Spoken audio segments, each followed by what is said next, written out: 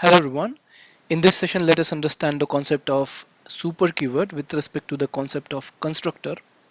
Inside a class, when we have a specific argument constructor created, and when we inherit from such a class, then subclass has to create a constructor with argument which is calling the constructor from the parent at the first line.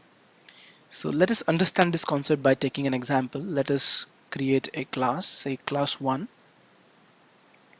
and inside the class 1, let us say we have an integer num1, and then we have a constructor public class 1 which is accepting the argument, say int a, from the user, and then value from int a is going to get passed to the num1 field of this class. So this is the argument constructor from class 1. Now let us create class 2 which inherits from class 1. So we'll use extends class 1, and as soon as we say class 2 extends class 1, we see this error over here which is saying that we have now an no argument constructor in class 1, so class 2's constructor should call it. So we can use this quick fix over here. We should have a no argument constructor in class 2 which is calling the constructor of class 1, and then if required we can add the other code over here. So what I mean to say by that is, now class 2 has to have, it is compulsory for class 2 to create a constructor with one argument at least, which is getting passed through this super keyword to the constructor of the parent class. So what happens over here is, when we try to create the object of class 2, first thing gets executed is the constructor, and then class 2's constructor will accept one integer argument, and that integer argument's value will be passed through this super keyword which is actually saying that call the constructor from the parent, which is class 1. So this value from a will be used to execute the constructor from parent over here.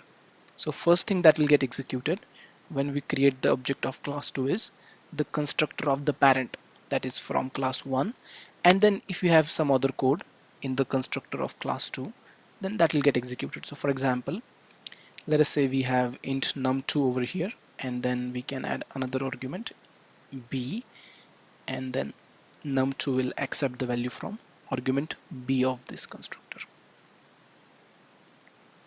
Num2 will accept the value from argument b of the constructor class 2.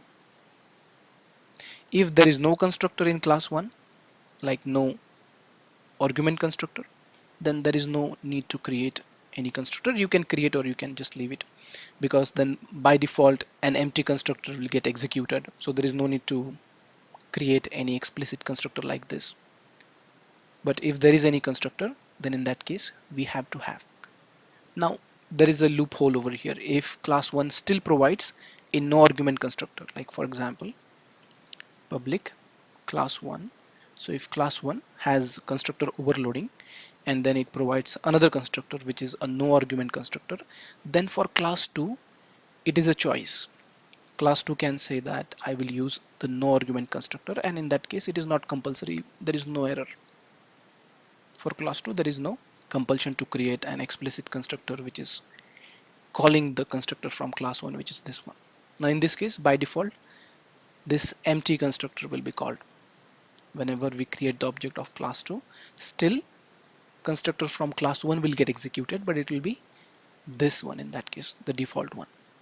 But when we do not provide this choice of having multiple constructors, then it is compulsory for class 2 to add that explicit one, to add that explicit constructor over here. Okay, so as simple as that. Let me add it again over here. So the super keyword over here implies call the constructor of the superclass with whatever arguments. So for example, if super constructor is taking multiple arguments, we have to have those multiple arguments in the subclasses constructor as well.